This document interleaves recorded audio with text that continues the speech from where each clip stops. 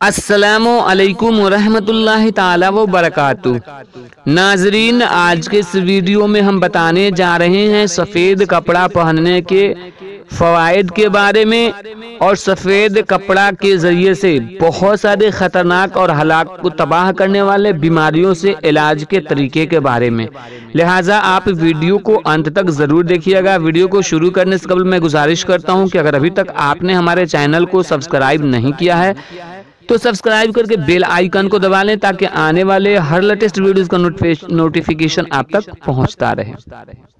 ناظرین، حضرت سمرہ بن جندب رضی اللہ تعالی عنہ سے مروی ہے کہ بے شک نبی کریم صلی اللہ تعالی علیہ وسلم نے ارشاد فرمایا، سفید کپڑے پہنا کرو کیونکہ وہ زیادہ پاک اور ستھرے ہیں اور انہی میں اپنے مردے کفناؤ۔ مشکات شریف صفحہ نمبر 374 کی حدیث پاک ہے۔ ناظرین، سفید لباس ہر قسم کی موسمی تغیرات کا مقابلہ کرتا ہے۔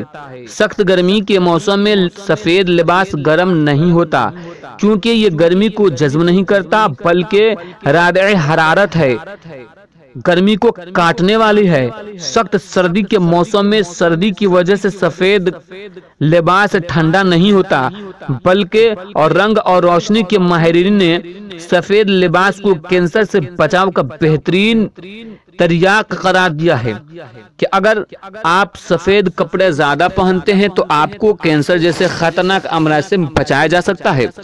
حتیٰ کہ ماہرین کے مطابق جو سفید لباس زیب تن کرے گا، یعنی جو سفید لباس پہنے گا، اسے جلدی گلینڈز کی شکایت، ورم، پسینے کے مسامات کا بند ہونا، پھپھند کے امراض جیسی خطرناک اور تکلیف دہ بیماریاں نہیں ہوں گی۔